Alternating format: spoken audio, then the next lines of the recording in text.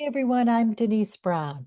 I started helping family caregivers in 1990, and I launched one of the very first online caregiving communities to support them in 1996. I managed that community until I sold it in 2020 to focus on training programs that I've developed to support family caregivers. We have a new community, and that's called caringourway.com. I started helping my dad in 2004 and continued to help him until he died in 2023. My mom died in 2022.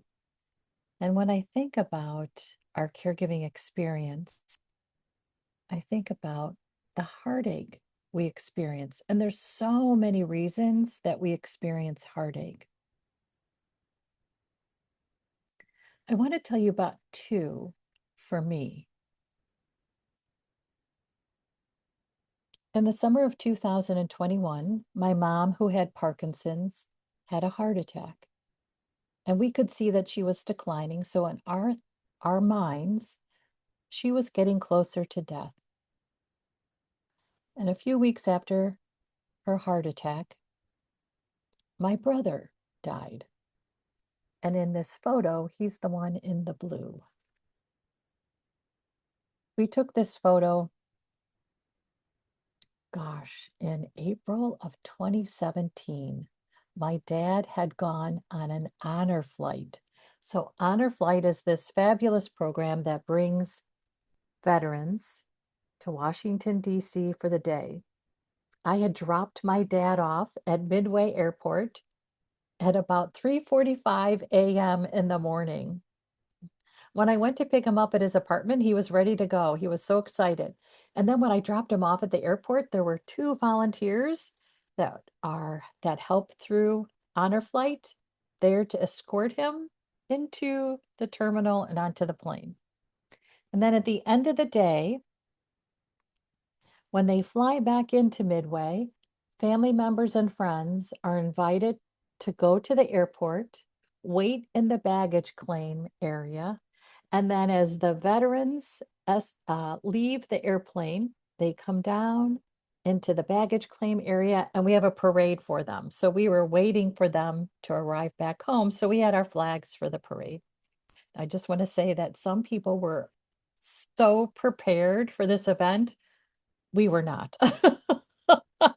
Other families had great signs and they dressed in red, white, and blue. They were awesome. That wasn't our style. We just didn't think through and plan ahead, but we were there. And they arrived home. Gosh, it probably was close to 11 o'clock at night. It was a long day for my dad, but it was one of the best days of his life. So my brother dying was this devastating event for us. He died on a Monday morning.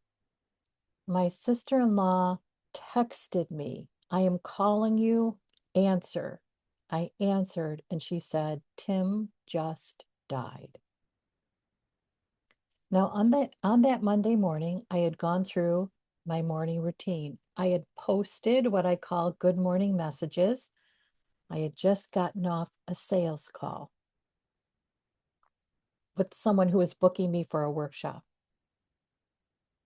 The good morning messages were something that I had started in 2010. So when I joined Twitter, I was thinking, what's my content that I put on Twitter that is unique to me? What's the unique voice that I'm going to bring to this social media platform? And good morning messages became my unique voice. And so I posted good morning messages for years. At one point, I did pivot from 7 days a week to just 5 days a week. You can still read them and on our community, caringourway.com. But my brother's death actually halted my good morning messages. He died on August 9th, and I could not post a good morning message to save my life. And interesting because it was something that was ingrained in me. I got up and the first thing I did was really think of what's my good morning message today. And the day after his death, I couldn't. 2 days after his death, I couldn't. 2 months after his death, I couldn't. 3 months after his death, I couldn't. 4 months after his death, I couldn't. I couldn't. I just couldn't. Couldn't. It wasn't until his birthday, February 22nd, so almost 6 months later, when I woke up and I thought, I can post a good morning message. And I thought that was such an interesting experience. And it made me start thinking about healing and what we need for healing. Now, I show you this photo because it's myself, my sister-in-law, and my 3 siblings with our mom. Missing, though, is our 4th sibling. She's our oldest sister, and she, to be honest with you, had made a bad decision about my mom's care in 2015. We had said, we just can't do it that way anymore. I had untangled the mess that she had created, and then we moved forward, but she could not. And so she removed herself from the family system. She said, I don't want anything to do with you people. And that's really what she said. My dad would say to me, reach out to her. I would reach out to her, and she said, nope, nope, nope, nope, nope, nope. So we did what we could. And the hard part of it is, she also told her adult daughters not to have a relationship with us. And that was heartbreaking for my mom. Absolutely heartbreaking.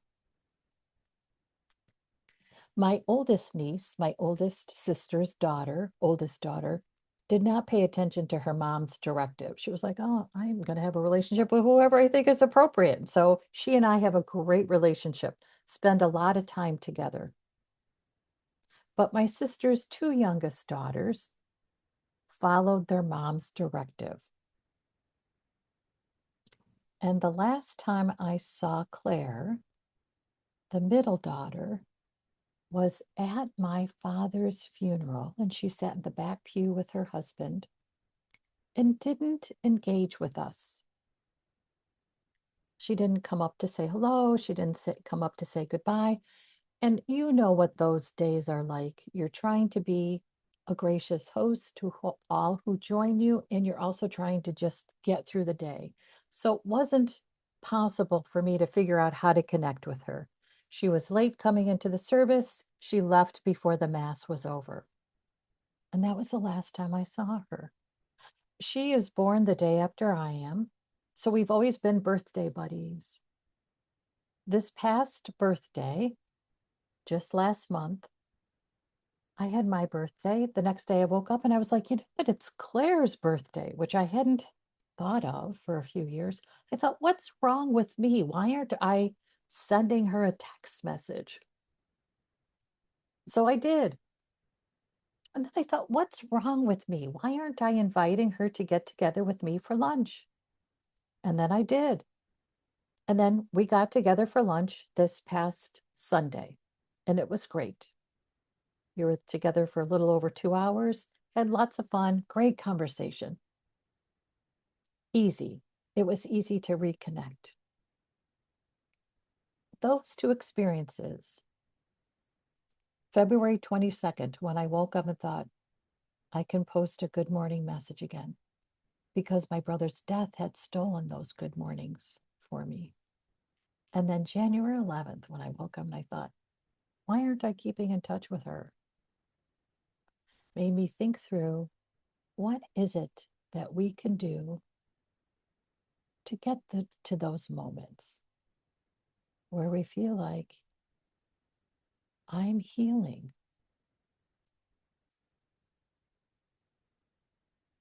And I think it's important that we talk about our stories that hurt our heart. Part of healing comes when we acknowledge that we hurt We can't heal what we don't acknowledge. So I'd love for you to take a moment to write a 6-word story about what hurts your heart. And you're welcome to share your stories in the comments section. We started writing 6-word stories, I think around 2010. I had heard about them through a company that published at that time a magazine called Smith Magazine. They since pivoted to 6-word, what is it? 6-word memoirs. 6-word memoirs. If you're interested, search for 6-word memoirs. You can share a 6-word memoir on their website. So I was so taken with this idea that we can turn 6 words into a story. So we started telling 6-word stories about particular themes during a caregiving experience. For instance, tomorrow on Caring Our Way, and by then it'll be a few days ago when you watch this, we're going to share our 6-word story about our caregiving stress. Here's the rule about 6-word stories. If you have too many words and you think I can't get it down to 6 words, hyphenate your words. And you have unlimited hyphens. Use as many hyphens as you need. So I'd love for you to take a minute to write a 6-word story about what hurts your heart. And then share them in the comments section. So if I were to write a 6-word story about Tim, for instance, and his death,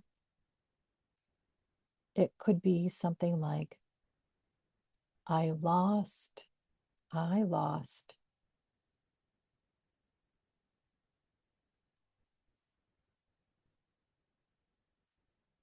so much, including mornings. There we go, that's 6 words. I lost so much, including mornings. And it makes sense that I've lost my good mornings because I learned of his death during the morning. And how do you have a good morning after that?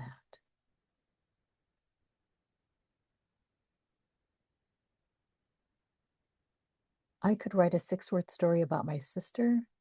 She stole our complete family. So 5 words. So we used to celebrate as an entire family. She hosted Christmas Eve celebrations. We gathered as an entire family. When she removed herself from the family, our celebrations changed. Our family dynamics changed. Our family size changed. So she stole our complete family. When my sister-in-law told me that my brother had died, I knew I would be the one that had to go to my parents' apartment and tell them. So I reached out to my younger sister and my other brother, let them know what happened, and then we agreed we would meet at my parents' apartment. So I was the first one there, so I had to break the news. You can just imagine, it was devastating. I mean, my mom was so devastated by that. She died a year to the day later. And almost at the same minute, was within the same hour. She was so devastated by it. At one point, when my brother and sister and I were with my parents at their apartment, doing our best to comfort them around Tim's death, the 3 of us were standing in my parents' little laundry room in their apartment. And we just looked at each other because we were like, we're it. It's just the 3 of us now. Like, what happened? Yeah, we were shell shocked.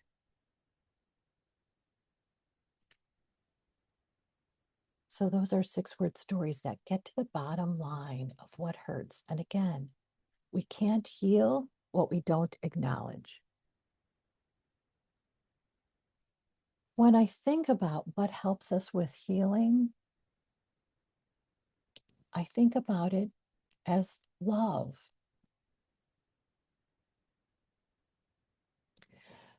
When I was caring for my parents, people would say to me, oh, you take care of your parents because you love them. And I would say, I take care of my parents because I love myself. because I knew being present for them gave me a good night's sleep. I knew I would torment myself with regrets if I wasn't there for them. Oh my gosh, I would torment myself. I knew what I needed in order to have peace in my life, and that meant staying present, doing all the hard stuff, and that's love. And again, it was love for self. So let's take a closer look at love. And what I realized is we all have love. And just like the hyphens we used for our 6-word stories, which are in unlimited supply, so is the love that you have. It's unlimited. You can use all of it and still have more. You have unlimited love, which means you can choose what you do with it. So you can choose your next step with your love supply. You can share it, and you can share it by telling someone you admire them, you love them, you look forward to seeing them, they are important to you, you value them. That's how you share it. You can keep it. You can keep love for yourself so that you are making loving choices for yourself during the day. You can expand it. And you can think about how love expands so that it's not just you, it's everyone within your circle of influence, within your network, within your company experiences it. You can expand it. You can act on it. So what's interesting, when I started healing, I realized I have love and I can act on it. I have love and I can have good mornings again. I have love and I can have a relationship with my niece again. At some point, I'd love to have a relationship with my youngest niece, but she's been the one that has been most influenced by my sister. So that might take a little bit. That's okay. You know, the other thing is, so what I just described is something that I will continue to sleep on. What does it look like to engage with my youngest niece? I'm going to sleep on it. So when you think about what you want to do with love, think about it from sharing it, keeping it, expanding it, and acting on it. However, that's not an inclusive or exclusive list. You have more options than that. So I'd love for you to post a comment. You have love. What's your next step?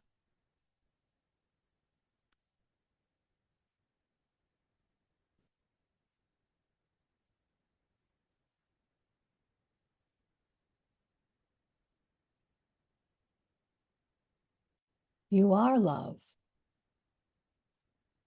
And because you are love, how do you show up in your relationships, in your work, in your day?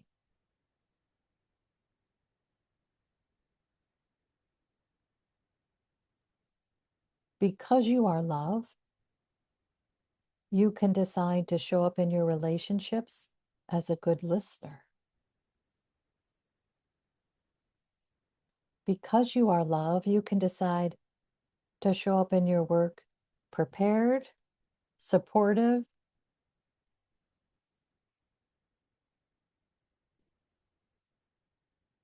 I'm debating about the third word. Okay, so you could show up in your work prepared, supportive, and creative.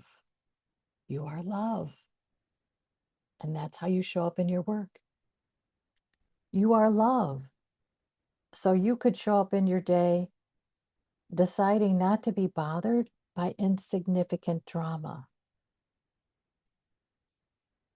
by nuisances that don't really matter.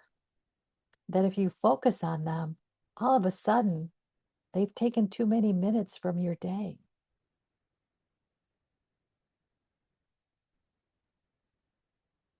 You are love. So how do you show up? You can also think about showing up with boundaries in your relationships. For instance, when I connect with my nieces, I never talk about their mother. I never say anything bad about her. I never I never give them a reason to be upset with me about this. So I show up in my relationships with my nieces focused on loving them. And part of what happens when I love them is that I realize my sister doesn't have to be a part of this relationship.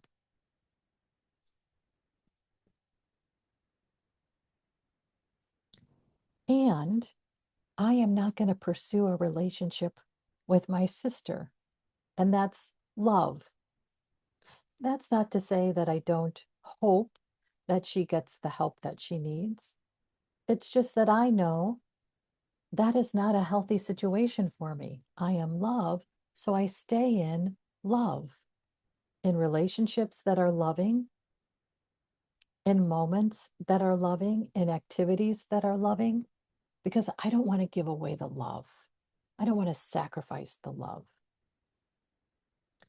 When my mother was alive, she really was distressed about my older sister. And in truth, my older sister was in and out of the family system for years. It wasn't just the last 7 years of my mom's life, it really was the last 20 decades, 20 years, 2 decades. And it was very distressing for my mom all the time. And when she would share her distress, I would say, I know, it's so heartbreaking. It's just awful. And what I would try to share was a perspective that would be helpful. And so what I would say is, Marianne is not well. If she were well, she would make different choices. Because she's not well, we can keep her in our prayers and hope she is well someday. That's love.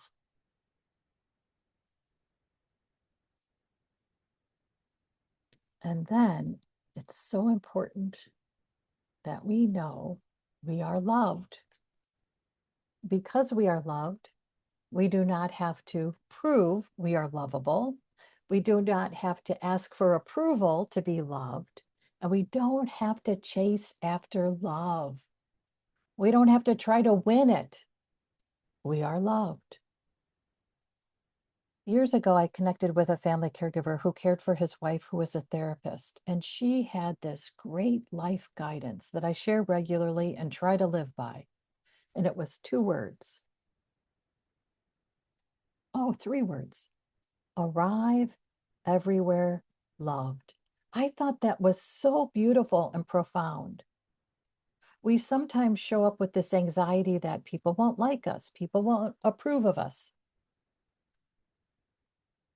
If we arrive everywhere loved, we already have it. And I think about that as I arrive into my day. I want to arrive into my day loved. That way, my energy is in using my moments rather than wasting my moments trying to get love from someone who just isn't in my sphere, just doesn't want to be in my sphere. That's okay. That's okay. And I don't have to seek out approval and believe that my worth is tied to whether or not someone else loves me or someone else values me. I value myself. I am loved. So, with this insight that you are loved, think about how you can transform your conversations. And because you are loved, If you find that a conversation is going off course into a topic that you don't want to talk about, that you're not comfortable talking about, that is inappropriate to talk about, you can remove yourself from your conversation. You can also think about knowing you are loved. How does that transform your decisions?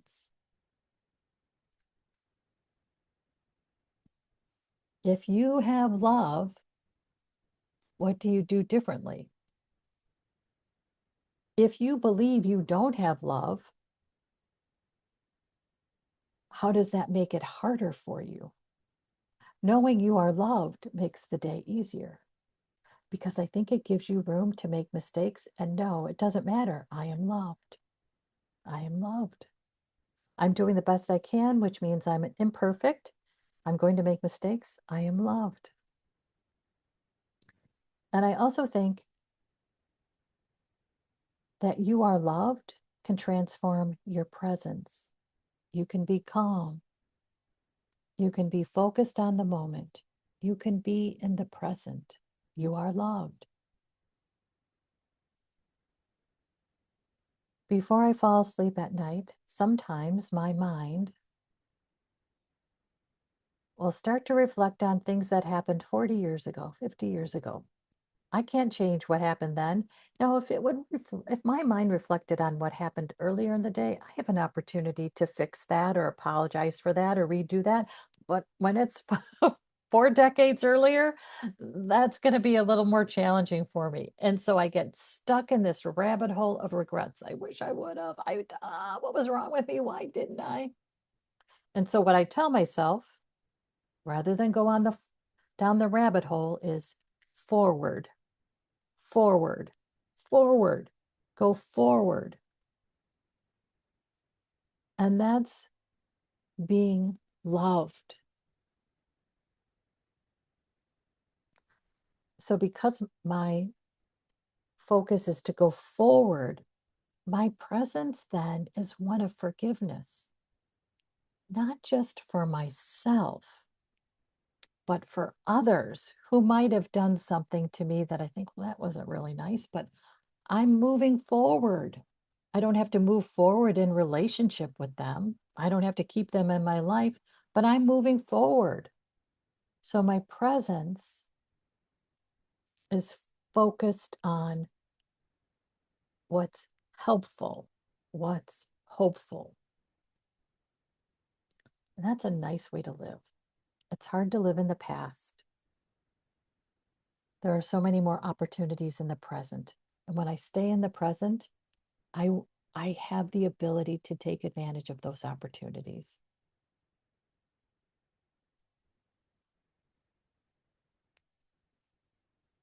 So love, I believe, is what sparks our healing feeling. And it's so helpful for us to remember that we have an endless supply of love. Endless. You have love. That you are love. And that you are loved. And so, with this idea of love, you can start to connect to a healing feeling. When I got up on January 11th of this year and decided, what's wrong with me? Why don't I text my niece?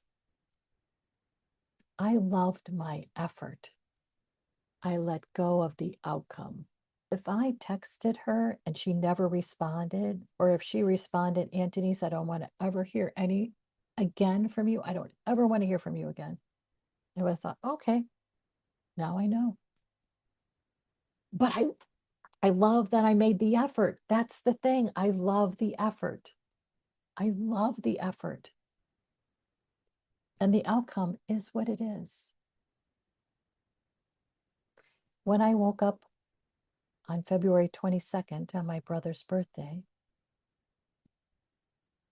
I felt loved. And that's what gave me back my good morning. And I felt love for my brother, which comforted me. What I also think about love is that I don't believe love knows how to die. And I believe others in our life who are no longer with us because they have died leave us love. They always love us. Their time here on earth may have ended, but their love remains. They love us. And that love for my brother gave me back my good mornings. And that love from my brother reminded me that I have love. So think about what your 6-word story about your healing feeling could be. You could write a 6-word story about what love means to you. You could write a 6-word story about healing. You could write a 6-word story about your next step toward healing. It could be I journal to receive loving insights.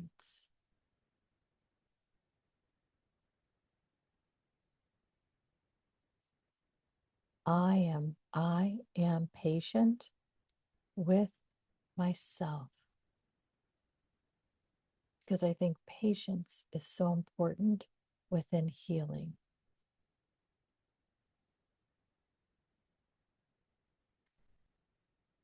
When I heal, life heals.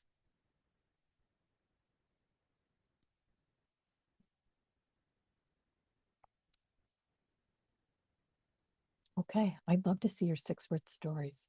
So feel free to share them in the comments section. Thank you so much for watching. Thank you so much for all you do. Thank you for being here. I want to leave you with this image because I think this is such a good reminder of what healing looks like. So these are spring blossoms. They can only come after winter. And winter seems to be a time where we focus in on staying in, and staying in then allows us to go out in a different way. So processing the hurt is like your winter, acknowledging it, naming it. That's your winter.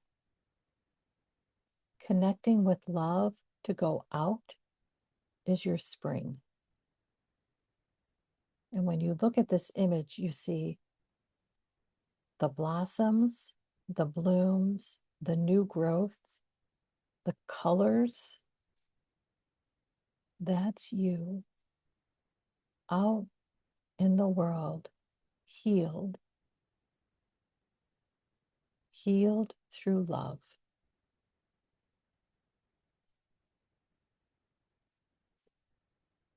Thanks so much for all you do. Thanks so much for watching.